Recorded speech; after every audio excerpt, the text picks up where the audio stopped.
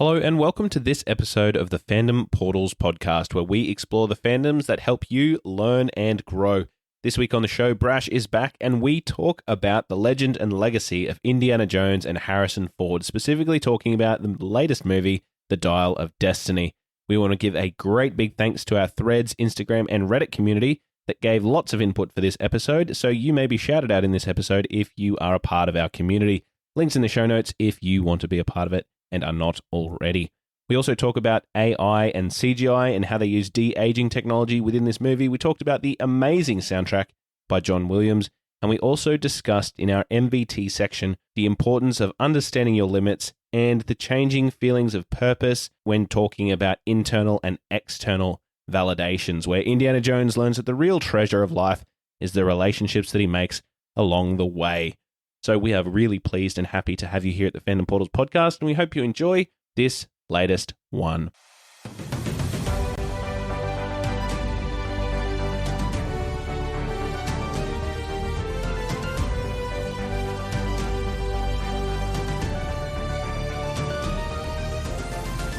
Hello and welcome to the Fandom Portals Podcast. I'm your host, Aaron, and I'm sitting here with my co-host, Brash. Hey everyone, how's everyone doing? Going very good today, Brash. Very good indeed. Now, today we are here to talk about a franchise that's very close to my heart, probably one of my favorite franchises. We are talking about Indiana Jones, but more specifically, we're talking about the movie The Dial of Destiny, the most recent one brought out in 2023, starring Harrison Ford, and we are going to look at the franchise as a whole. We will be talking about a few of the different movies in the franchise, but we'll be specifically relating a lot of the stuff we're talking to today to The Dial of Destiny. But before we get into that, let's get into our growths and gratitudes, where each week we begin by sharing some personal gratitudes for the week in an area that we feel we require gratitude or growth in. Gratitudes for me this week, Brash. I'm going to go with a simple one. I'm really grateful that I have a massive TV to enjoy amazing movies on, and that's like a very materialistic gratitude, but you know, a lot of people work really hard to get things that they really love. I worked hard to get that TV, so I'm really grateful for the reward of a hard day's work, and I can sit back and watch movies with my family with it and do all that kind of thing. So very, very grateful for a big TV and movies as well. Like movies is great. So that's my gratitude. My gratitude, similar vein, but free time. To, as you say, be able to sit there and watch movies, TV shows, play video games. Just Decompress. Just that time, yeah. Just sit down, forget about everything else, and then just relax. Yeah. And then it gets to like 2 o'clock in the morning and you're like, oh shit, I haven't done my washing. I haven't mowed the lawns. I haven't cleaned the house. And you're like, but that'll be there later. That's it. But in that period of time, you just sit back, relax and enjoy life. That is my gratitude, because I've been doing that every spare second I've had. I think this week has been me just relaxing. And that's been really nice. Well, that's good. When you work a lot, it's good to take those moments for yourself as well. It's part of self-care and well-being. You know, you always need to do something for yourself. I'm glad that both of our gratitudes this week are, I think, us taking time to do some stuff that we enjoy and time for ourselves, which is good. 100%. Yeah, I like it. Let's move on to our first takes segment. Our first take segment is where we discuss how we first encountered the media or the movie, what our initial impressions of the movie was, and what are our feelings after watching the movie. We'll also share our community's thoughts on Indiana Jones and The Dial of Destiny. And if you want to contribute to that, you can go to our Threads page. The link to that is in the show notes below. We're going to start with you as always, Brash. What was your first take? How did you first meet Indiana Jones? What was your thoughts on Dial of Destiny after having watched it? So I think the first one I watched was actually Temple of Doom. And I watched that with my brother. My brother got it, and I sort of wasn't allowed to watch it, but watched it anyway. Naughty. Yeah, with my brother and his friends. That's just similar to my first horror movie experience. I watched that with my sister. I wasn't supposed to, and it fucking left me scarred for life. Well, it actually... Okay, when I was younger, I wanted to be a lot of things. So I wanted to be... Well, but when I was like young, I wanted to be not so much Indiana Jones, but similar vein to Indiana Jones. I wanted to explore places that no one has ever explored before and find things. Like archaeology kind of thing? Yeah. Treasure hunting? I mean, less so the schooling part of it, but more just the adventure part of it. Yeah. Like I wanted to go through like ruined temples and ruins in general through the jungle. Like me going down the river or something like that, and going through like the marshes and all the rivers and stuff when I was younger, that was like me going through the wilderness. Yeah, back when kids used to play outside. Exactly. Yep. And yeah, like I used to love I'd go into some random paddock that's just overgrown with trees and like trees overgrown with grass and shrubs and shit. And I'd just go for a walk through there and pretend many different things. Like sometimes I'd find a stick that looked like a lightsaber. So I'd pretend to be a Jedi and start smacking out the little trees. Yeah, man. Like, I imagine, I remember that too. I had a lot of creek play time when I was a kid and definitely going through like drain pipes and pretending it was a cave and things like that. Yeah. But you know, that semi-dangerous stuff. Surprised I hadn't been bitten by a snake or a spider or something doing that kind of stuff. Yeah. But considering we're here in Australia. Yeah. But I was very similar. I did a few archaeology subjects in university as part of my teaching degree just because it was an area of interest. Very much influenced by the fact that Indiana Jones existed. So, and I watched a special documentary on Harrison Ford and his legacy in terms of Indiana Jones. And apparently the year that Raiders of the Lost Ark and Indiana Jones came out, there was an increase in enrollments for archaeological fields of study in universities. Everyone wanted to be Indy. That cultural shift. And you know what? A lot of it was males wanting to do that. But and then they get into it and find out it's nothing like that. Yeah, it's a lot of book work. And the teaching aspect that he sort of goes through in there is very much the bulk of the job.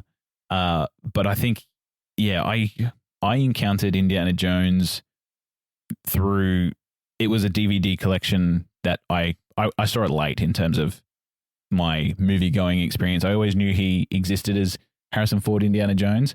I was very well acquainted with him as Han Solo as Star Wars because that was literally my childhood. And seeing him as these two different characters in two massive franchises through the 80s, 90s, and 70s as well, recognizable as two different things for one. Surprisingly similar though. Yeah, well, surprisingly similar. And that was a challenge that he had that I've read as well. He had to really kind of define both characters as being slightly different in different kind of ways.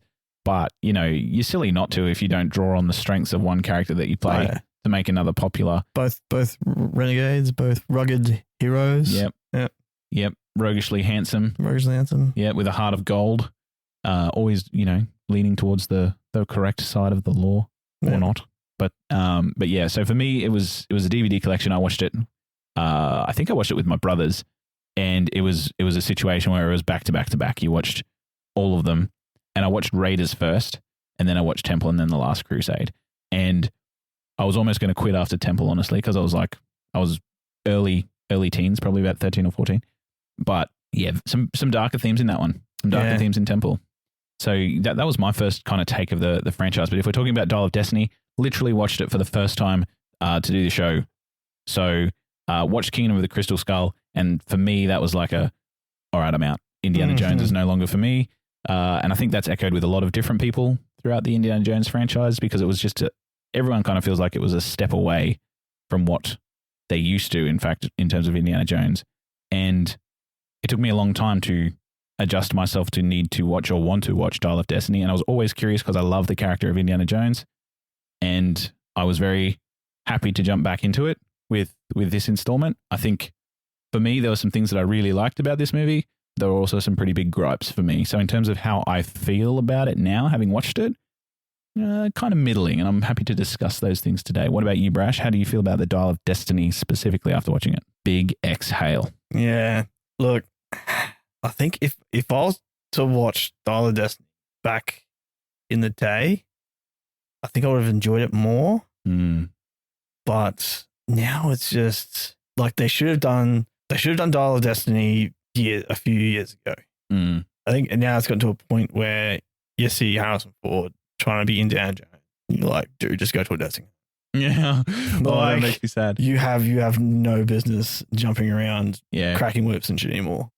As much as I love Harrison Ford, his adventuring days are over. Those kind of adventuring days are over. And at one point, I actually did, spoiler, when they do go back in time, I actually thought he was going to stay there. Yeah. And I was like, that would be an awesome end for Indiana Jones. Yeah. To finish his life back in time. See, I thought what he did was better. I don't like that it was get knocked out. I didn't like that it was involuntary. Yeah. I liked that he went back. I wish he did it off his own accord, but I liked that he went back. Yeah. And we'll try a lot of people because on our threads, we've got heaps and heaps of people that interacted with us on the Indiana Jones posts that we put up on threads. And, we put up one and we always put up a poster of the movie and we say, how good was this movie? And you're free to respond how you want to. So we had heaps and heaps of people that come in. We had Flex Luther 96 official said, I like it overall, but the spoiler alert, time traveling aspect was a bit wonky in my opinion. It honestly bloats the runtime of the movie that otherwise clips pretty well. And in my opinion, they could have ended on a cliffhanger of maybe Mickelson's character successfully retrieving the artifact if they wanted to set up the next film. Next film? Yeah. Of what? Indiana Jones rolling around in a wheelchair? Indiana Jones oxygen tank stuck to the side? Mate, Indiana Jones is done unless they recast and start again. They can't do that. Indiana Jones is done. Mojo Shivers said, not as good as the original trilogy, which I'd put in the sort of 8 or 9 range, except for Temple of Doom. But I'd give Skull and Dial a solid 7. I'm not down on the last 2 films like others are. So Mojo Shivers kind of likes them. The Infinity Bros said, it's surprisingly not bad. A good comeback from the Crystal Skull. Wesley Lee Richard said, it's not good at all. They literally wrote 2 words. It's not. Because we wrote, how good is this movie? It's not. It's not. So yeah, Wesley Richard. And then we have Them is Anthrope Runner said, terrible. It's terrible. Yeah. So yeah, mixed reviews all the way through on our threads. Geeking Out with Ethan says... Who's Ethan? Yeah, who's Ethan? Geeking Out with Ethan said, a remarkable end to an Indiana Jones film series. And Starbat28 says, I don't like it at all. So definitely some polarizing reviews on the Indiana Jones franchise. We even put a post up that said, how would you rate this character as a cultural icon, old school adventurer, or overrated and outdated hero? And there was a picture of Indiana Jones up there. And Anthony Guyan said, goes around the world taking historical artifacts and says they belong in a museum and the world doesn't bat an eyelid. But I can tell you now, if he was British, everyone would be saying, oh, here we go again, the British stealing all our history and heritage. Thanks, Anthony. That gave us a laugh. That's awesome. And then Simon Trick Filmer said, do we ignore Crystal Skull and Dial of Destiny? If so, character gets 11 out of 10. So Simon Trick Filmer definitely doesn't like these 2 films. Stephen Penn 79 said that the character's inspirational. Andy Likes Films says 11 out of 10, one of the greatest heroes of our time.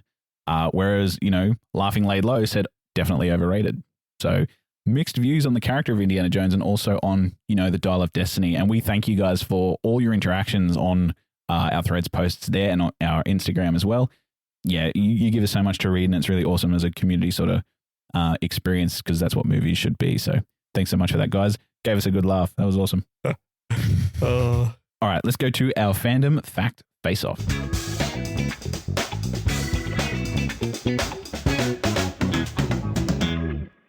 Okay, so this is our Fandom Fact Face-Off, where we ask one another a series of trivia questions associated with the focus movie, and the host with the most collected points from the Fandom Fact Face-Off segment will shout their opposing co-host to an all-expenses-paid trip to the movies. So currently, after 1 week, having reviewed Sonic 3, we are currently sitting at Brash on 2 points and me on 1 point, myself having lost the first Fandom Fact Face-Off adventure. And this time, we are going to look at it in a little bit of a different way. So we usually do, fun facts, little trivia post questions, but this time we've prepared a series of quotes from the Indiana Jones franchise.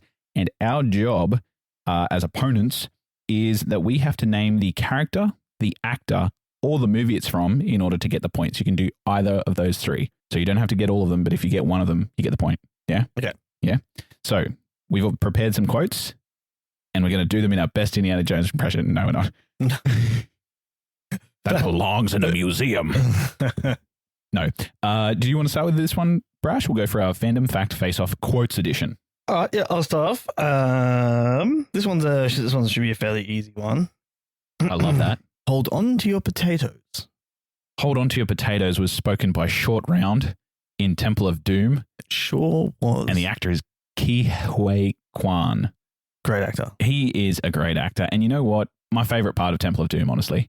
Oh, 100% Short Round. Yeah, if he wasn't in that movie, it would almost be... Rewatching it, because I told you it was my favorite, right? Yeah. Rewatching it, I was like, oh, he's the only reason why I liked it. Yeah. Other than that, it was confusing and weird. Yeah, it was definitely a different sort of take from what Raiders still was. good, but yeah, not as good as I remember it. And I'm like, oh, maybe it's because the whole time I was just like, yeah, man, this short good. It's like awesome. Yeah, he's funny. Funnily enough, I actually read that Steven Spielberg and George Lucas were both going through emotionally tumultuous times when they were making that. They went through divorces or something. And they said this movie was... Yeah, it totally showed. It kind of... they were pouring all their trauma into it, I guess, but they were kind of creatively doing it, which, it's a good outlet. And but conversely to that, Quentin Tarantino actually said that this one, Temple of Doom, was his favorite of the Indiana Jones films because it's like a gnarly kind of flick and it's all red and amazing in the scene, which always cringed me out, really. I didn't really like that one. Yeah. But yeah, Quentin Tarantino apparently loves Temple of Doom. All right. So that's a point to me. 1-0 so far. Yeah, of course he does. All right. My first quote for you. You lost today, kid, but that doesn't mean you have to like it. You motherfucker. That was one of mine. That's one of mine. That's one of mine. Yeah, that's one of my favorite. I love that one. And that's Fedora. That's correct. That's Fedora. Also known as Garth. Yeah, so Fedora is the adventurer at the start. Richard Young is the actor. Yep, correct. And what movie? It is in The Last Crusade. Yes, correct. And yeah, it's in the prequel scene that stars River Phoenix as young Indiana Jones. Love that sequence. A very big inspiration to me naming my son River. And the actor in that was obviously picked because of his, likeness to Harrison Ford. And it's almost like a quick take for the audience because the whole time you expect that to be Indiana Jones until it's revealed that Indiana Jones is actually the kid that's coming through in this space. And it teaches him a valuable lesson that, you lost today, kid, but that doesn't mean you have to like it. And it was obviously impactful to him because he literally shaped his whole persona off of that guy going forward. And I kind of hated the fact that that's all we got. Yes. Yeah. There was a whole young Indiana Jones series, which Harrison Ford actually did some cameos on in some flash forwards. But yeah, it's hard to get a hold of now. And I think it was very much in the daytime TV in terms of quality. Yeah. But yeah, I would have loved to see an Indiana Jones. And I would love to see more. Yeah. And I would love to see more, like his interactions, like him coming across Fedora more, Garth more. Yep. And like them sort of having, because for me, Garth sort of looked at Indiana Jones as like, this is the next generation. Yeah. Or this is me 10 years ago. Yeah. Kind of thing. Like he definitely saw some of himself in there. And I would like to see them have a couple more run-ins. Yeah. And like it not be like how most Indiana Jones is, like he has animosities with other people who are also trying to be treasure hunters but generally steal things from Nazis. But like it'd be a more of a friendlier competition where they two go head to head. They do some little trickery to try and trip each other up, but at the end of the day, they're both just doing it for the fun and the love of it. And like I'd love to see something a bit more like that. Yeah, I think there's definitely potential there for that kind of vein of an adventure movie, because I would have loved to see it too, because I think that adversarial relationship between the two could have then eventuated into like an unlikely allies situation where, the stakes are against both Fedora and young Indy to the point where they kind of have to rescue each other to go about like how they didn't rescue him from the lion. And roll credits, no movie. Exactly. but you see how Fedora, he's not like, as much as like the people he hangs around with seem like they'd be bad guys. Yeah. He's himself is not. He's like the best of the bad. Exactly. Bunch, yeah. He seems like he's like the bad guy with honor. Yeah. And people are drawn to those kinds of characters. Obviously Indy was as well. But the thing for me is that prequel sequence, it's like 13 minutes long, but we get so much information about Indiana Jones from those 13 minutes. It's incredibly written, like what they can fit in there. And they don't just do it in a manner that is just like telling you the things that are happening. Like it shows you that where he developed his fear of snakes. It shows you how he got his chin scar. It shows you everything. That's another thing though. Because when his friend comes across a snake, he's like, it's just a snake. And then he falls into a pit of snakes. Like goes through the snake caravan, falls into a pit of snakes, and it's like, freaks out a bit. Anyone, even people who love snakes, would probably freak out if they inadvertently fell into a pit of snakes. Absolutely, yeah. But at no point there, I was like, where's this? Because he had, like, in the first movie, he has a pretty significant fear of snakes. Yes, absolutely. He has it throughout the whole thing. It's first epitomized in Raiders when he finds the snake in the plane. Yeah. And he's literally there like, what's with the snake? And it was the pilot's pet. And then later on in Raiders, as he falls down into the tomb, there was the Cobra sitting there, which he was actually no more than 45 centimeters away from as they were filming that. And there was just a sheet of plexiglass between them, saving him from mortal death. And Harrison Ford actually said, when they were filming that, there were people around the studio with anti-venom syringes just in case. How would that pass off in 2024? It's just crazy. But the scene was made and it was there and they got it. But yeah, I just didn't see the actual point where he would become deathly afraid of snakes. Falling on a pair of snakes, that sucks. You got to have it all right. Well, he survived, but did you die?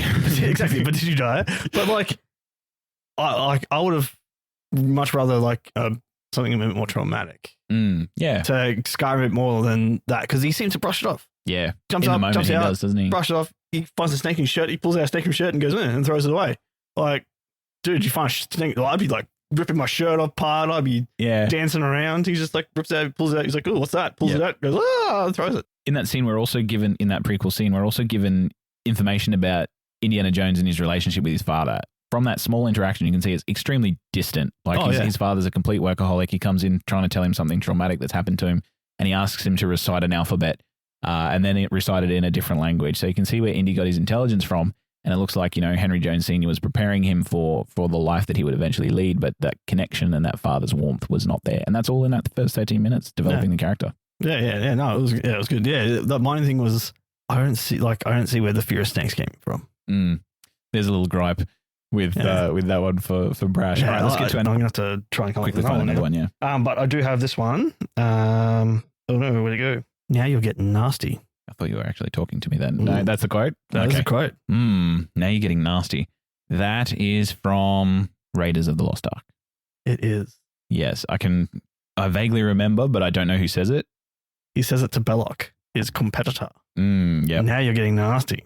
Yeah, very good, very good. Yeah, that villain Belloc and the villain in Temple of Doom and also Last Crusade are really epitomous villains. They sort of stalwart in the franchise.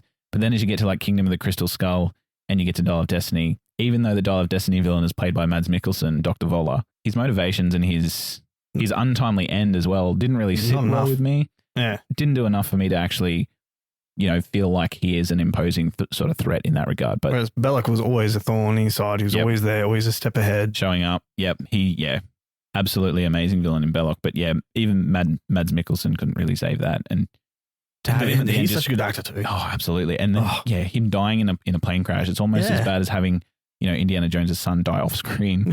It's pretty much the same thing. It wasn't an earned victory for the heroes over the villains because, it was his own folly that caused the plane to crash. But yeah, there was no arc there. But yeah, so that's another point for me. So it's 2-1. 2-1. Your second one now. Yeah. Yep. All right. So this is my second one now. Here we go. Excuse my accent. I'm very little. You cheat big. Oh, that's short round. Yeah. And that would be from Temple of Doom. Yeah. And that happens when they were playing cards. And that was actually the scene that Ki-Hei Kwan received the role for. So that he auditioned with that scene and Stephen and George were just go and improv something. And, he worked so well with Indy in that, or Harrison Ford in that space, that they gave him the role. And he was actually there to help somebody else get the role or a job.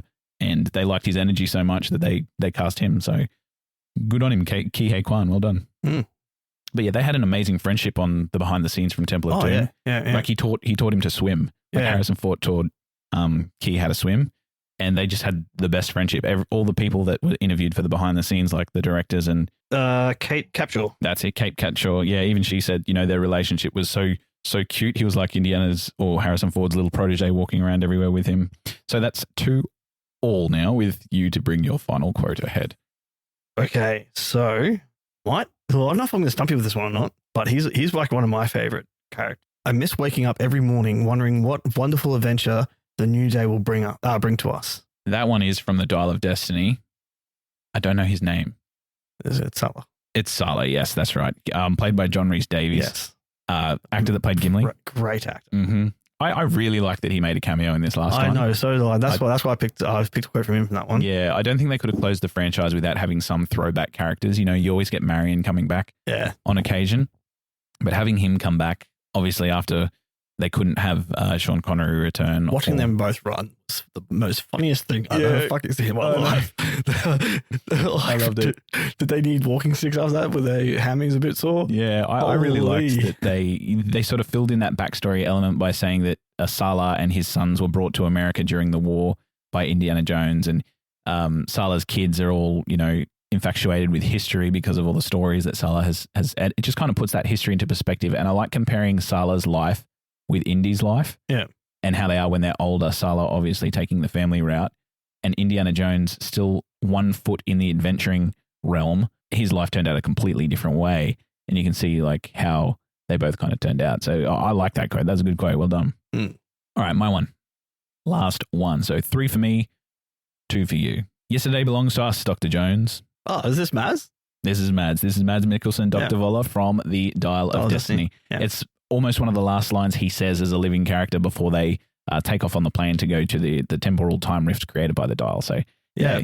Well, yeah, that's probably the only reason why I got that. I would have thought it would have been, I can't remember his name now, but from Last Crusade, the German from Last Crusade. Yep. I would have thought it would have been him until you said the bit about the past. I'm like, because they go back in time. Yeah. So context did it for you. All right. So before we move on from our Fandom Fact Face-Off, obviously the score is now 3-all. So overall, Brasher, you are on 5 and I am on 4, still in the lead. And I didn't want to leave this segment without shouting out our threads once again, because I put a post up that said, what's the best Indiana Jones quote? And we had over 160 responses to this. So thank you so much to our threads community. Were a lot of them that belongs in a museum? Yep, that was one of them. That was actually probably the second most popular. It was that belongs in a museum. Another one was snakes. I hate snakes. That was one that came up a lot. Another one that came up a lot, which I love, is no ticket. Yeah. Belfast Roadster said no ticket. Yeah. A few people, including Pastor Greg Hudson, said, I love you, I know. Oh, yeah, a little bit of tongue-in-cheek there from his other role as Harrison Ford. Jason 107305 said, not everything's a lesson. Sometimes you just fail. That's from Dwight from The Office. So everybody taking their chances here to put in the quotes. And you call him Dr. Jones, doll. That was from Gregory Bell Jr. Yep. Obviously from Short Round. But the most popular quote that everybody said was, it's not the years, honey, it's the mileage. Yeah. And that's from the Raiders of the Lost Ark. He's obviously talking to Marion. And apparently Harrison Ford ad-libbed that line. Yeah. And it's epitomized. It sounds very Harrison Ford. Yeah, exactly. And I think it's a very good quote to remember when we're going into Dial of Destiny, because he's been through some mileage. Oh, yeah. Yeah. And in this instance, it is the time and it's also the mileage. Yeah. Yeah. So thank you to our Threads community again, guys. You were really awesome on the Indiana Jones posts. Remember, if you wanted to interact with us, then Threads is the place to go. That's in the show notes below. It's at Fandom Portals. But we're going to move on now to our Real Deal segment. All right, so the Real Deal segment is where we select a set of criteria or a lens to view the movie through, and we discuss elements with the intention of finding out whether it can be rated positively or negatively. Each week, the names of the positive and negative criteria will reflect a fun element of the movie, and topics can be anything from cinematography to character development, villains, or the themes. So this week, Brash, if we're going to rate it in a good way, we're going to call it Fortune and Glory, kid. Okay. So it's going to be Fortune and Glory, and if it's bad, we're going to call it No Ticket. Now, obviously, they're just quotes from the Indiana Jones franchise, but again, we are talking specifically about the Dial of Destiny when we're doing our Real Deal segments and our MVT segments for today. I'm retiring. Well, in that case, what are we drinking? Same for the goddaughter. Dad told me you found something on a train during the war. A dial that could change the course of history. Why are you chasing the thing that drove your father crazy? Don't move. I need to get out of here. Stop! Sorry. Helena! Dr. Jones, get him. Big lovers of the Indiana Jones franchise, but we are in fact talking about just that installment, the very last one, the Dial of Destiny, today. So let's get our first one generated. Here we go. All right. So the first thing that we have generated for our Real Deal segment is the plot structure. Brash, you want to take us away with that one? No, like in the overarching aspect, I do see what they were going for. I just feel that what they were going for got too waylaid by too much other stuff going on that it made it rushed. And their plot sort of just went from Indiana Jones getting sucked back into the life because of his friend's daughter. I can't remember his name, but he's that Basil. Yep. But he has to get back what was taken from him, which is a running theme for Indiana Jones. He always gets things taken from him. He always has to get them back. Mm-hmm. So everything from that period going well. And then there's a whole bunch of, for me, nonsense in the middle. Yeah. That plays no real bearing on the movie itself. Like, he goes and sees Helena. Helena. Like, she takes it and leaves Indiana to die. Pretty much, yeah. If any of those guys was gun happy, that would be like credits. Yeah, exactly right. Mads would have collected the Dial of Destiny, went back in time and got stuck in Rome. In that scene where he sort of, Helena takes off with the Antikythera and Indiana Jones is left in there with all of the goons. Like it's almost like a rat stuck in a cage, isn't it? Like he goes up the stairs, he gets stuck by the door, and then he jumps onto the cases, and it's almost like everyone's like, no, don't do it. You're going to hurt yourself.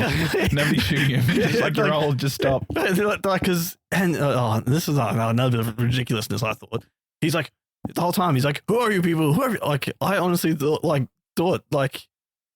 those people like looking at this guy going, did this guy escape from like an old folk home or something? Yeah. And the crazy thing about that is we're talking about sort of the plot structure as well.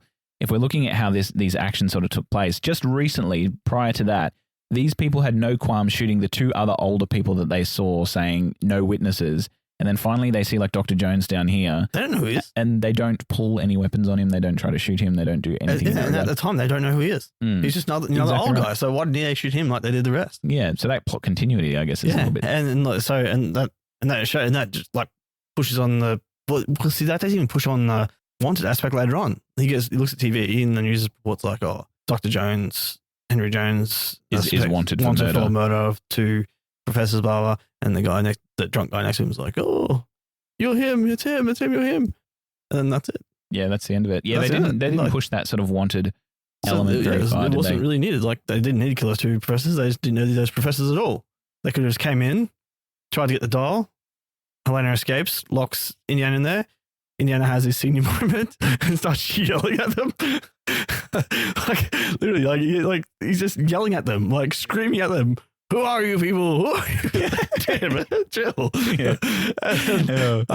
Like. Don't move. Who are these people? We need to get out of here. Are they with you? Not an inch, Miss Shaw. Miss Shaw, stop! Helena!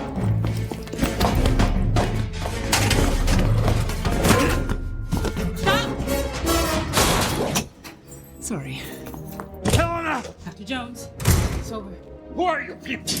What do you want? Stop! Helena Shaw! She's on the roof. Find another way up. Dr. Jones! Dr. Jones, we're not gonna hurt you.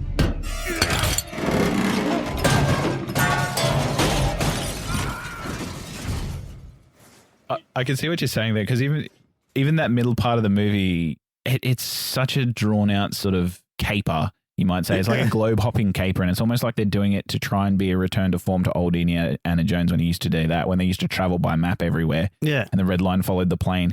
Because when he was in the country where they had the tuk-tuk chase, like that's the only action sequence they have in a very long span of time. Otherwise, it's just a whole lot of people talking. But without that action sequence, because there's so long between the action sequences at the start and the end, I feel like they kind of had to have that scene. And even that scene, the tuk-tuk chase one is really kind of drawn out. And it doesn't provide much development in terms of like character or plot, which, I don't mind if a movie is drawn out in terms of plot. If we're learning something new about the characters or we're learning something new about the lore or the world, I don't mind that at all. But yeah, I can see what you're saying, because I also feel like in terms of the plot structure that it was almost drawn out for the sake of extending Indy's last hurrah for people. And I just don't think it landed. So for me, this is going to be a no ticket. Yeah, no ticket for me as well. Like, And yeah, like if they, well, that's the only kind of part. I think that ending part was quite good in A Return to Indiana Jones, where, you know, they find the cave of Dionysus, and then they go in, and that's when they start to, you know, scale walls and go through passages and solve clues and use the water to displace some of the surface area and enter the secret passage, and then they find the tomb of Archimedes, and he's got the rest of the dial there. So that was almost classic Indiana Jones for me, but to get there was just such a pull. so it's such a chore that it gets to that point where I was just like, oh, now they're doing it, and they're like, zoned out. And then for me, straight afterwards, when they were taking off in the plane to go to the, you know, the time warp area, like that whole time warp sequence to me was just completely unnecessary in terms of going back in time. I didn't know why that needed to be in there. You have a history of thinking that kids in stories are completely useless except for one outlying occasion in The Nice Guys. So what did you think of the kid in this one? Who? Yeah, there it is. So, the kid in this one was Teddy. It was almost like Helena. He was meant to be short round for Helena. Helena's offside. And it just wasn't. And you know what? They met the exact same way. So I think that was like a throwback sort of nostalgia. And almost like if they're going to pass the torch, it's going to be those two that's going to be in the running to be the next Indiana Jones. Yeah. And it's dead. Yeah. It's dead. Stop shooting it. I think that the plot structure for this one, definitely a no ticket. It's extended, it's drawn out. A lot of it's unnecessary. Indy should have stayed back in time. His son was dead. His wife is gone. He didn't have a job anymore. Yeah. Just let him live in peace in Rome. Yeah. And see, as we talked about before, I think he should have come back, but, you know, Helena taking all his agency and forcing him to come back. Forcing him to come back is just, it's not the way I'd like to see that character grow, because it kind of takes all the agency off of him. He's put into a situation where he doesn't choose to be where he is. Having him back in time, living amongst history for Indiana Jones, I think that would have been a good way to go out. Yeah, and, you know, a lot of people on our threads agree with you there. For me, the reason I say that I think it's good that he went back, and I wish that he did it off his own regard, is kind of what I want to touch on in the MVTs, is where he, you know, he ages to a point and ages gracefully, where he starts to realize what is important. With this being a no ticket, let's move on to our next. All right, so the next thing that we're going to talk about for the generator is the CGI and the special effects. So I'll start with this one. The CGI took a massive hit critically in terms of its use of de-aging technology. Brash has got a big smile on his face for this one. The de-aging technology that they used. The studio that did it was called Industrial Light and Magic, and they sort of CGI'd Harrison Ford to make it look like he was in 1944, so de-aging him around 40 years. And the way that they did that was they took archival footage, combined it with advanced CGI techniques. They mapped his face with dots, and he was actually physically performing the scenes on the train and throughout the carriages and things like that. But the thing with me was he was a de-aged Harrison Ford, but you could tell that he was still moving like an elderly man, and his voice was still a gruff Harrison Ford's gruff voice. Not only that, but in certain lights and in certain ways the camera shifted, it still almost looked like a video game. Like, it's called Uncanny Valley is what the phenomenon is called. And yeah, it just kind of didn't strike for me. It's definitely a no ticket for me in this regard. And I mean, there's pros to using that as a CGI element where, you know, you can, that sort of continuity of using the same character. And it's not like they can do what they did in The Last Crusade, where they can cast a younger actor to play Indiana Jones, because it was Harrison Ford. More back then. Yeah. So this was the best way they could do it. The train sequence at the start, though, I did like that. Yeah. Like, despite the fact that the CGI looked a little funny, I did like that scene.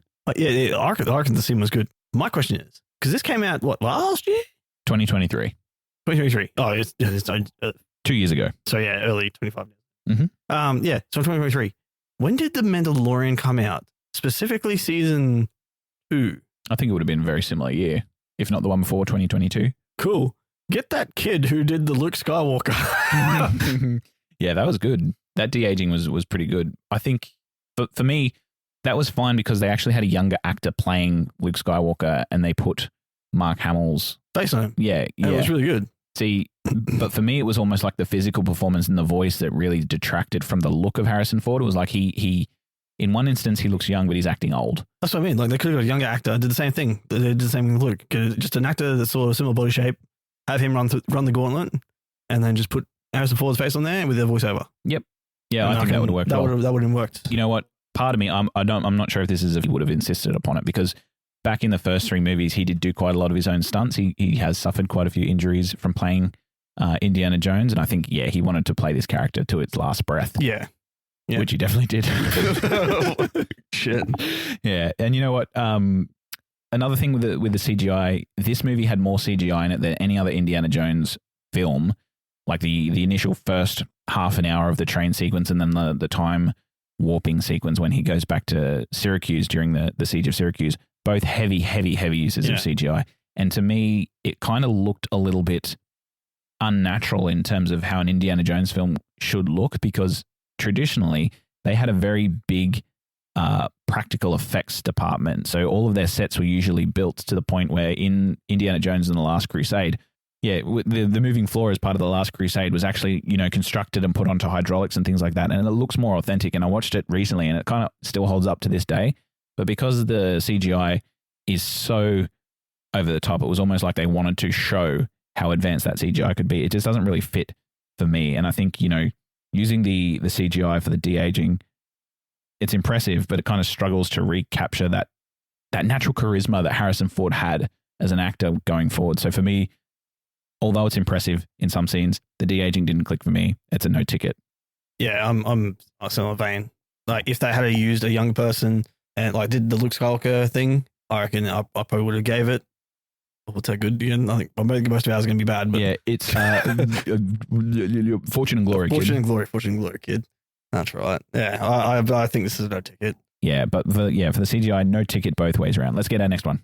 All right, so our next one that's come up is character chemistry. Brash, take us away. Tell us your next no ticket. Yeah, no. I think the best chemistry I found in this whole entire thing was between Cabler and Mason. Everyone else was just like, eh. Yeah. 2 characters that, met their untimely end by the end of the film, but agents of... Cabler caused Mason's end. Mm-hmm. She was really good. Super good. I loved her. This is Mason, wasn't it? Mason?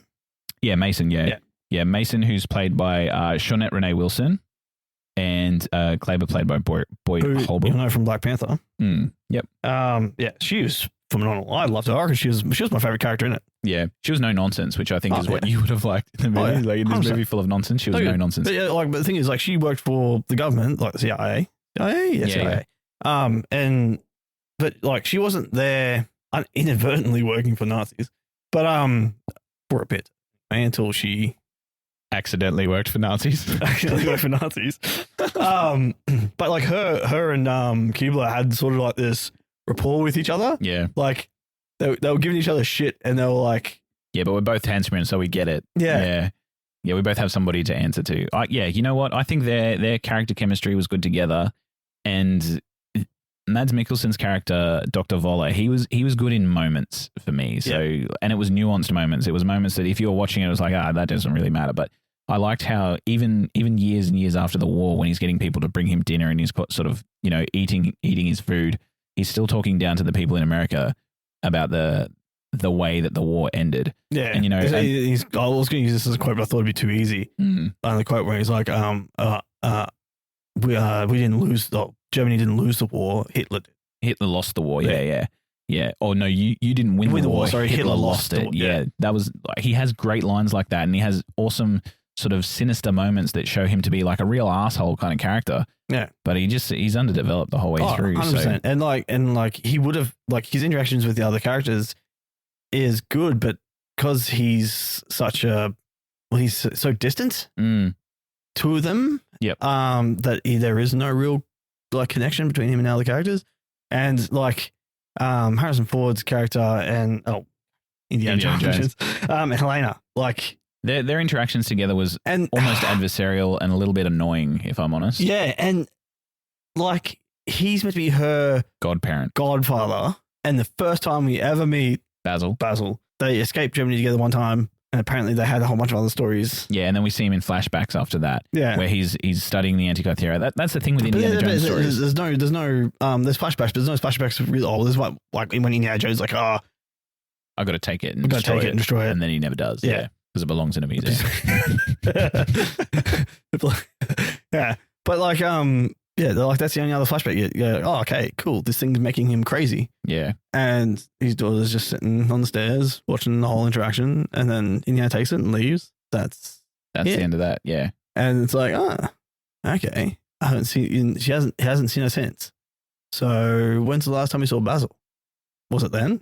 Shit, they're great friends, aren't they? Yeah, you don't know. And really, the hero and the villain should interact in a manner that causes conflict, in a manner that sort of heightens the story. But Indiana Jones dealing with Dr. Voller, like when Indiana Jones is shot, and then just, you know, a sudden change of heart from Dr. Voller, he says, you know, instead of leaving him in the tomb of Archimedes to die, Dr. Voller says, bring him. Why? I don't know, because he's Indiana Jones and his name's on the movie poster. Yeah. Otherwise, you know, Harrison Ford's character is kind of useless in that moment, and it's not something Dr. Voller would really do because, you know, he's a heartless Nazi, and Harrison Ford has been a thorn in his side the whole way.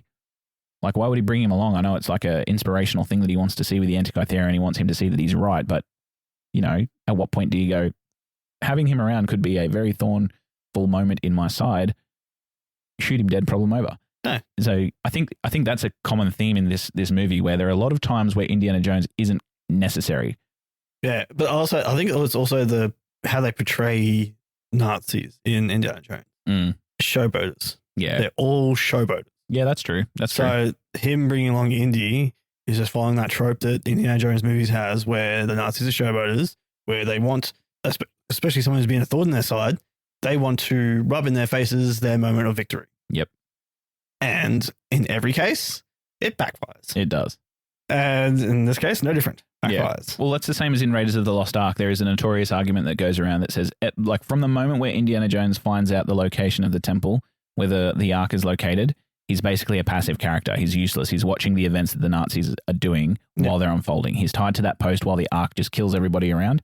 And, you know, if that was me as a character having told these Nazi characters to watch out for this Ark, and then suddenly they open it, all their faces melt off from the ghost. Like, Harrison Ford plays it very stoically and seriously, but I would be laughing. It's just, you know, it's a moment of I told you so. But I think you're right with that showboatiness of the. When would they know to open their eyes again, though? Well, that's when the screaming stops. just appear and stuff. Ask the person with you to open their eyes first. If their face melts, you know to wait a few minutes. Hey, just open your eyes. So can you check to see if we're all good? No, I think, like, obviously sounds like a no ticket for you. It's a no ticket for me as well. So far 3 for 3, no tickets. All right, let's get our next one. Can this one do it? What, a 3 for 3, no tickets? No, can the fourth one be a Well, we'll have to wait and see. All right, so the next one that we've got is the sounds, soundtrack, and sound design and score. So, you know what? For me, the score from John Williams it's musical genius, because I want you to name somebody that if you hummed the Indiana Jones tune, they wouldn't know. To the point where, you know, this is the 5th time that the film has come in. He made this in 1981, still holds up, extremely recognizable. It's synonymous with heroism. The Raiders March is what it's called. And, you know, in this movie, it's kind of used sparingly. And I feel like that's done really, really well, because Indiana Jones isn't that robust hero that he was before. And if you remember in previous movies, whenever the Raiders March would play, it would be when he's running and escaping for his life, or he's doing something daring and heroic. And in this movie, he doesn't really do anything like that. So they use it sparingly to show that he's not the man that he used to be. He's aging to a point where the Raiders March and the Indiana Jones that you know is in there a little bit. You can see like moments of it, but a lot of the time he is being pushed around by goons instead of him fighting his way back from them, which is another thing I noticed. Indiana Jones is very much a captured character instead of a one that pushes forward and gets out of it. I do like the fact that he does still beat the shit out of Keebler all the time. Yeah, Kleber, yeah. He just all the time, just king hits him. Yeah. Speaking of king hits as well, hell? you know how Indiana Jones goes into the auction and he says, I think I recognize you. Yeah. The only time he saw Dr. Voller was when he put his hat in front of his head, punched him in the face, and watched him fall to the ground. Yeah. It's the only time they met prior to that, but he recognizes him and sees him, you know, in his senile old age. But I digress. With the soundtrack, you know, John Williams sort of mixes the old nostalgia of Indiana Jones and the soundtrack vibes with, you know, new themes like Helena's theme, which you can see he's sort of playing with a little bit more mischievously because there's that staccato in there as well. And then the dials theme that sort of punctuates with this kind of mystery. And that sort of blend is really good, I think. I think the action-driven sequences are well done because they use the action, the scene of the action in terms of the soundtrack. They quicken the pace of the music to symbolize, hey, something is going on here that your heart rate should raise for. Which is a classic. Technique that he uses. Like he can do no wrong when it comes to soundtracks, I believe. I think music for movies. Yeah. I think the sound design is good too because in the tuk-tuk scene, for example, every time something would crash, it would be punctuated by a mark of percussion, like a drum or a cymbal or something like that. Whenever it's flashing to a moment of peace or solitude with Indiana Jones, you can hear a clock ticking in the background. And that theme of time and aging and the progression of time is rife throughout. So I think he's cleverly using sound design. I don't think it's enough to save the movie, but I think for this one, it's definitely a Fortune and Glory kid for me. I liked the soundtrack. I like how it was that mix of nostalgia and the new. And as you said, John Williams classic can't really do any wrong in that moment. He knows when to make it thematically emotional and he knows when to use silence in a really poignant way. Most notably during the scene when he reunites with Marion at the end. There's literally no music there. It's just two characters, old people in a kitchen with dialogue. Oh, funny. And then I just think that the music in Indiana Jones, I can't rightfully give it a no ticket because mainly because he does like his master his craft. Mm-hmm. As a master his craft. Yep. But also the fact and the way like they use it sparingly is all great and everything like that. But that also takes away from like your classic nostalgic feel of Indiana Jones because it was always those moments that were the best when like running from the boulder, doing all the train hopping. It would actually like elevate you as a person physically when you heard that. And because he's so old, I think they could have used it more in the train sequence at the start when he was young. Yeah, they should have used it like they should have went flat out deep there. With that. Yeah, exactly. Exactly. But little lackluster, still better. So probably Fortune, no glory. Fortune with a little bit of glory. Yeah, Fortune, no glory, half a ticket. So, yeah. Okay, yeah, fair enough. So I think overall, we're not fans of this movie, Brash. All right, so that's going to make it hard for us to do our MVTs. All right, so our MVT segment is where we discuss the most important thing we learned from the media that we have watched, and it could be something that extends our knowledge, or it could be something to apply to our life. It can be something as simple as a piece of dialogue that stuck with us, or a thematic or moral lesson, a technical piece of cinema craft that we want to discuss. So do you want me to go first, Brash? Yeah. So my MVT, most valuable takeaway for this week, comes in the form of what we've been talking about this whole time. Indiana Jones is in fact aging. It happens to all of us. And I think this movie sort of looks at it through a lens of him trying to reframe his identity and reframe his self-worth. So if you remember in Raiders of the Lost Ark, when he was teaching a class, the whole of his student body was just absolutely enamored by him to the point where one of the girls had "I love you" written across her eyelids, and most of the class were women. Yeah. Juxtapose that with the scene in Dial of Destiny where it's a darkened room. There's kids in the amphitheater that are paying zero attention. You can hear the sound of somebody's gum pop. He's going through slides of something that he's obviously passionate about. He's talking and teaching in a manner that shows that he's passionate in his older age, which is the first time you see it in this movie because prior to, you see him just like lamenting and drinking at 7 a.m. in the morning. And that passion that he has is no longer mimicked by the people he's teaching. So when he's passionate about something, you can see that that's like a shift from what he's used to experiencing to the point where the new heroes come in. As it's being 1969, the moon landing's happening. He goes and he is the grumpy old man with a baseball bat on the door, basically. So he's great. He's aging disgracefully. And I think this movie shows tries to show his shift from that external validation to internal fulfillment. I think they tried to do that with Indiana Jones to show that he now no longer wants the accolades and the fortune and glory. And now he wants more hugs in the kitchen with his wife.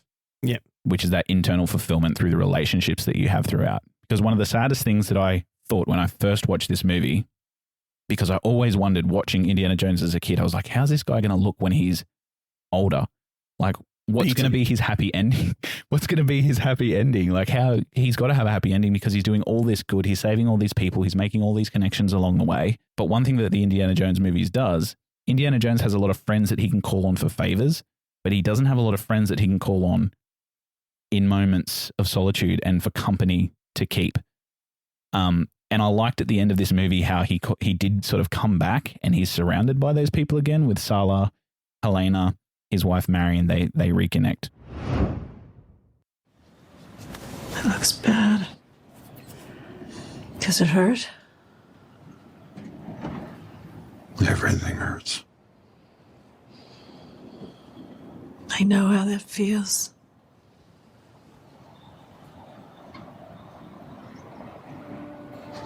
Well, where doesn't it hurt?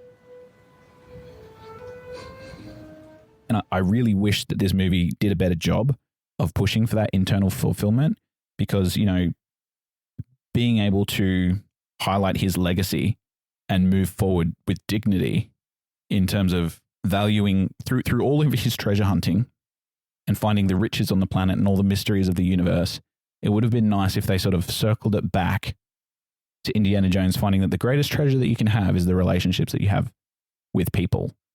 And, you know, he did reconcile with Marion at the end, but I just didn't really hit the mark with that. But that's sort of what I thought they were trying to do for their most valuable takeaway for me.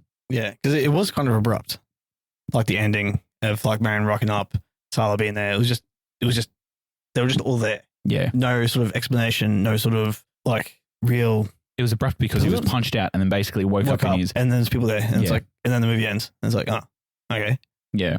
Like, and that's why I wanted him to come back. But then I think him discovering that by himself would have been the character's journey and the character's arc. Yeah. But because he was punched out and dragged back, but I think he as a character, as Indiana Jones as the character, he doesn't go through that stage where he's looking at external validation and learning about history and seeking the treasures and the knowledge for himself is less valuable than the internal fulfillment of the relationships he has with others. He doesn't go through that growth. I also don't think that it was enough. Like people, 3 people.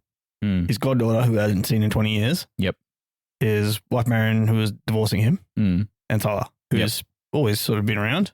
And is probably his closest thing to a best friend, just about. Yep. Well, that's what I mean as well. Like, he always has friends that he can call on for a favor. But in terms of close relationships, he doesn't really have any, which means the end of this film is kind of unfulfilling. And Sala is the closest because Sala's almost been in, well, he's been, what, 3 out of 4 movies? 3 out of 5, yeah. Oh, 3 out of 5, sorry? Yeah. Crystal Skull does exist. Does it?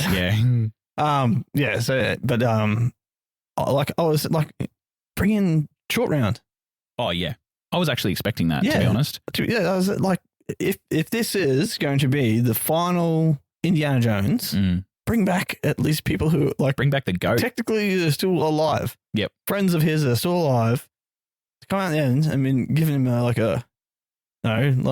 we're here for you, man. Yeah, you may not be able to do the things you used to be able to do, but you know what? We can sit and reminisce. And I even think in that moment, it might. Like, I could have done without the whole group of people if his reuniting with Marion was more emotionally deep. And that's the thing. It wasn't like she walked through the door and he's like, Marion, and hugged. Marion. Yeah. And he's like, yeah. But yeah. Fully understand. Yeah, I just think he should have, as a character, gone through some redefining of success. But for me, that's the takeaway that I got because I think they were attempting to do that. It just was not executed well, in my opinion. Yeah, no. My takeaway is,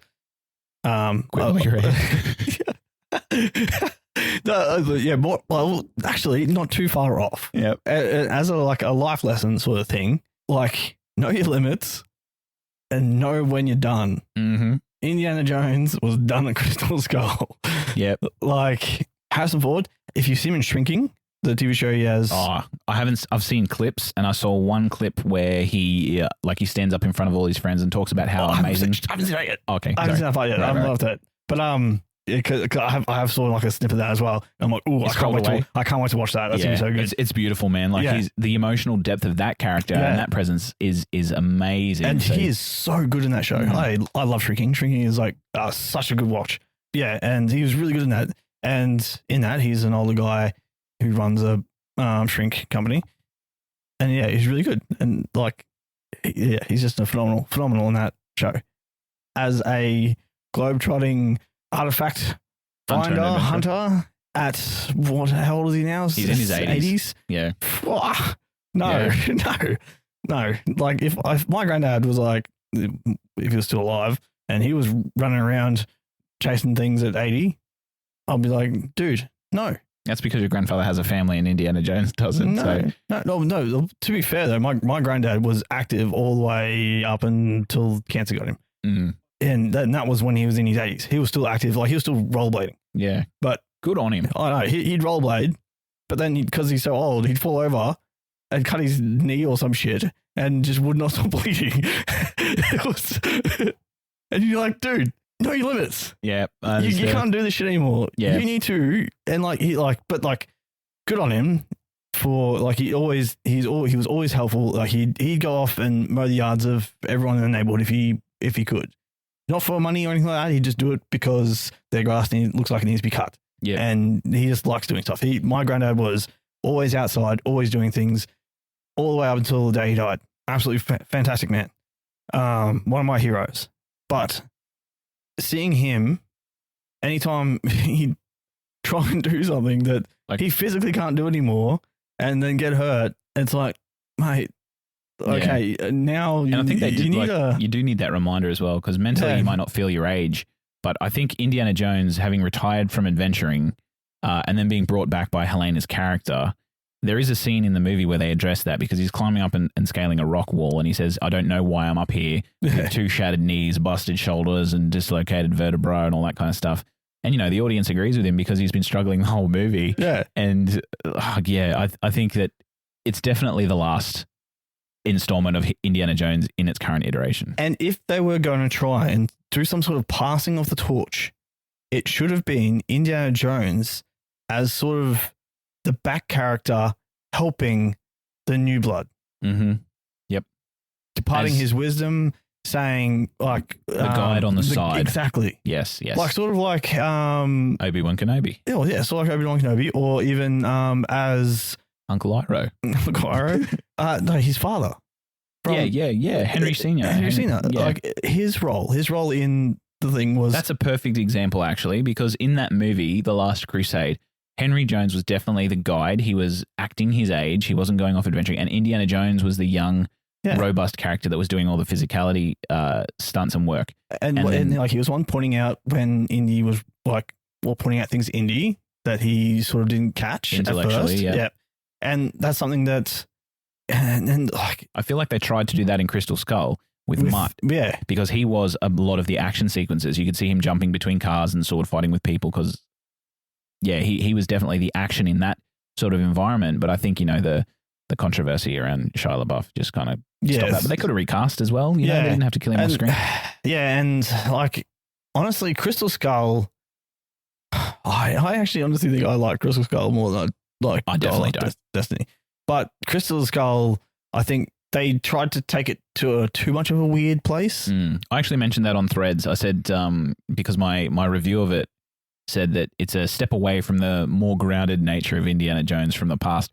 And then people aliens. Eviscerated me in the comments, and they were just like, oh yeah, like aliens and ghosts escaping from the Ark is definitely grounded, like that kind of thing as well. We welcome all feedback, by the way, guys. That was funny. That was my biggest gripe rewatching Indiana Jones in general. Because I completely forgot about the Ark and the ghosts and that until I rewatched it. I was like, oh, that's right. I forgot about the ghosts that come out and fucking melt people's faces. They're literally all grounded in myth and what if this is real until the very last ending chapter, and then it's like, it is real. Like, the supernatural element is going to absolutely stuff up your day. And he says, I've seen things that make me believe. Yeah. But I kind of wish that but see, Indy's seen all this shit. Why isn't it more common knowledge in the world? It's true. That these things exist. There is a cup that if you drink from the wrong cup, you will turn to dust. If you drink from the right cup, you will get younger, but you can't take that cup from the cave. Open up a cask and the ghosts come out and melt your face. If it had been more based in science, or history. Yeah, but like some sort of mechanism. Oh, I understand what you mean. So I've forgotten what movie it is. I think it's maybe the Mummy remake or something, or maybe it was an episode of a TV show I watched. But the Mummy's curse was actually like a bunch of bacteria and pesticides that was inside the tomb because of the decomposition of the mummy, and as it came out and infected people, they went crazy. Yeah. So that kind of realism. Yeah, a little bit more. Yeah, a bit more realism instead of, or lean into the fact that there's mysterious things in this world that can't really be explained by science, and lean a bit more into that because it's fact finding, using intellect to locate these objects and everything like that. And then at the very last moment, bam, supernatural ghosts, aliens. It's like come on, pick a lane. Yeah, that's a good comment too. Yeah, I like that. I think for your most valuable takeaway in terms of knowing when the story is told is important, and I think that's good too, because those first three movies, without having a fourth or a fifth sequel, inspired so much more like media. Like I don't think that The Mummy with Brendan Fraser 1 and 2, the third one doesn't exist, would exist without Indiana Jones. Like the Uncharted game series with Nathan Drake wouldn't be as popular. Yep. There's a new Indiana Jones game out, which I'm very keen to play because it looks like a throwback to the nostalgic elements of Indiana Jones. And you get to play as Indiana Jones when he's 30 years old again. So you can run and jump and do all the things that you need to do without your knees cracking. And I just think that, I respect this franchise. I do love this franchise, and I love the character of Indiana Jones. I understand what Harrison Ford was wanting to do to revisit this character when he wasn't able to do the things that he wanted to do. But like for people looking back at Indiana Jones and seeing them as like, that's the hero, the action adventure guy, it's very sad. Yeah, well, and that's probably like the biggest thing for me is I watched The Dial of Destiny, and remember like just recently watching all the rest of the old ones, and seeing him at that age trying to do the things he used to do and not doing it well, sort of, it makes me like sad. Like, and just watching him, like, you already cemented your legacy as Indiana Jones. All they're doing now is trying to make money, and they're ruining what the vision of Indiana Jones is. Yeah. They're feeding off people's nostalgia to try and make money, and all they've done now is made people not like Indiana Jones. Or at least the later iteration of it. Yeah. All right, that's actually a really good sort of segue topic into our last segment.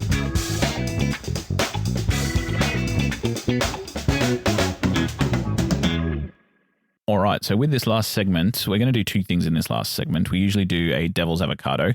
And the question for your Devil's Avocado this week, Mr. Brasher, is they were thinking of recasting Indiana Jones. Just off the top of your head, who do you think would have been a good recasting for Indiana Jones back when they were thinking about doing it in 2015 and 2016? Ooh, back in 2016, 15 though. Mm-hmm. Back when Crystal Skull was first rumored, everybody thought that they were going to recast Indiana Jones due to Harrison Ford's age. Later, it was revealed that he was going to continue to play Indiana Jones, and then everybody moved their shift and focus to think, okay, well, this is going to be a story of him getting older instead of a retelling of his adventurous days. Trying to think of who would have been good back in 2015, 16. Literally, probably the biggest action star. I don't know who that is. They were in everything. They were in Jurassic World. Oh, they were in... Really? The Super Mario Brothers. Oh, Chris Pratt, eh? Yeah, they were going to think of Chris Pratt. And the other person in contention... I mean, I see it because of his character from Jurassic World. Mm-hmm. But then also the same vein, unless he was... I don't know. I think he was too built for it. You need I reckon, you need someone a bit more lithe. Here's the other character. The other person that they wanted to do was Bradley Cooper. I see that. I think that would have worked. I see that. And Bradley Cooper's a very talented actor. He can play rugged. And he can play action. He has done action. He has done action before. And yeah, I think and smart roles. He's very well suited. But that being said, my Devil's Avocado question for you is, would you accept a recasted Indiana Jones? Probably. I reckon I would. More so because you fucking traitor. the main Indiana Jones are back in the 80s. Yes. Well, that's when they were made. Obviously, they were the story is in the 30s. The moves themselves were made in the 80s. If we're talking 2016, that's over 20 years difference. To think, and this is just me being a rational person to think a person who played a 25, 30-year-old person back in the 80s to then come back and play this action hero 20-something years later. 36 years later. 36 years later is beyond ridiculous. Mm. There's no way. But say if these movies were wanting to get remade late 90s, early 2000s, hell no. Keep Harrison Ford. He's still youngish enough to maybe get by. 36 years later, when you're already what, 30? Nah. Yeah. You know what, man? I even think after the Crystal Skull, the age he was at there was okay and fine. And even the ending there where he got married to Marion, he was there with his son, that was almost like the happy ending I wanted. It was a pity that wasn't attached to a better movie because that ending was awesome for me in terms of the character's full arc. For me, in this Devil's Avocado question, I don't want to see Harrison Ford recast as Indiana Jones, but that does not mean I want to see any more Indiana Jones movies with Harrison Ford in it. I think that it should just be left as a franchise that existed in this period of time, almost like the Back to the Future movies will be. I don't think anybody's going to recreate those movies, and they're not going to cast Marty McFly as what's his name? Michael J. Fox. Yeah, and he's obviously suffering from Parkinson's disease, so they can't. But I think that for me, it's okay to let nostalgia be nostalgia, and I really would love for them to just leave Indiana Jones alone. Yeah, for me. Yeah, like bring him out in lots of different games. That's a good one for me. Yeah. 100%. That'd be great. Is it Nolan North that voices him? I hope so, because Nolan North. Troy Baker. I think it's one of the two. Either or would be a fantastic option. Troy Baker is excellent. Troy Baker does the voice of Joel from Last of Us. Yep. Yeah. And Troy Baker is a phenomenal voice actor. Absolutely phenomenal. Yeah. Indiana Jones and the Great Circle is the newest video game. It's getting amazing reviews. It's got a 9.1 currently out of 10. And Troy Baker is the voice of Indiana Jones. Yeah, Troy Baker is absolutely phenomenal. Voice of Joel, absolutely great. Mm-hmm. And he can do that. He can do that rugged voice. Yeah, that you can tell from Joel from Last of Us game. Yep. Yeah, I understand. And like, this is going off of back in 2016. Like, I wouldn't want them to recast Indiana Jones now. Yep. But back in 2016, when they could have got someone who looked similar to Harrison Ford, who was maybe just a little bit older than Harrison Ford was when he did originally the Indiana Jones, just to do the sort of conclusion.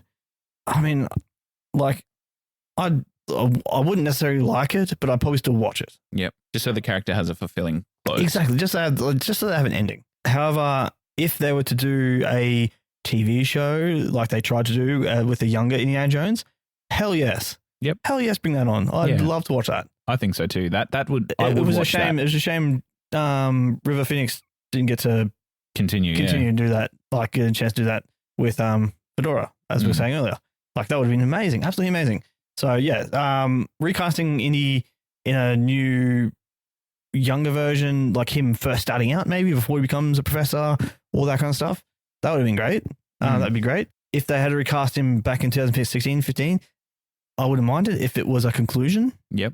To end it. Yeah, no, unfortunately, Harrison Ford, as much as he is a brilliant actor, and as much as everyone should watch him in Shrinking, he's fucking so good at that. Yeah, it was just too much. Yep. Too much. And yeah, he's just too old for the role. Yeah. Okay, so currently our honor board has a few different movies on it now. At the moment, I am thinking this is definitely not first for me. I'd be shocked if currently in last place at the moment we have Red One, and then before Red One we have Venom: The Last Dance. So for me, it's kind of positioned either before Venom: The Last Dance or after Venom: The Last Dance. Yeah. What's your thoughts? The end. The last? Oh, 100%. Really? Worse than Red One? Yes. Okay, so I guess I would rather watch Red One. Yeah. Because of J.K. Simmons. Yep. Yeah, he's a funny guy. J.K. Simmons, like, to me, and Chris said, I didn't. But yes, no. This is a movie that did not need to be made. Okay. So let's put it out to our socials. It'll be on Threads and it'll be on Instagram. Do you think that Indiana Jones and the Dial of Destiny is better or worse than Red One? And you guys will be the final nail in the coffin of the dial, or you'll be promoting it to second last status in our Fandom Portals honor board. All right, so let's go to our sign-offs. Okay, everybody. Our Instagram and our threads is the best place where you can find us and interact with us. Those are in the show notes below. We are at Fandom Portals pretty much everywhere. If you've got something more of a long form kind of question to ask us, whether it be a movie recommendation or whether it be your most valuable takeaway from a movie that we talk about, then you can definitely reach out to us on our email, which is fandomportals@gmail.com. We don't always ask for this, but if you are so inclined, please feel free to go to any of the places where you have a like your podcast, where you get your podcast, whether it be Spotify or Apple, and write an honest review for us. All our feedback is read and it helps very much. And give us a star rating on Spotify as well if you don't have as much time. So we want to thank you guys for always tuning in and thank our Threads community for always engaging, and our Instagram community as well. It's a growing space and it's becoming really, really awesome to hear and talk to you guys on that space as well. Yeah, no, just like to say, know your limits. 80 is too old to be Indiana Jones. And that's the final word that you hear from Brash. This is Aaron signing out from the Fandom Portals. Thank you very much, guys. Thanks, guys. See you later.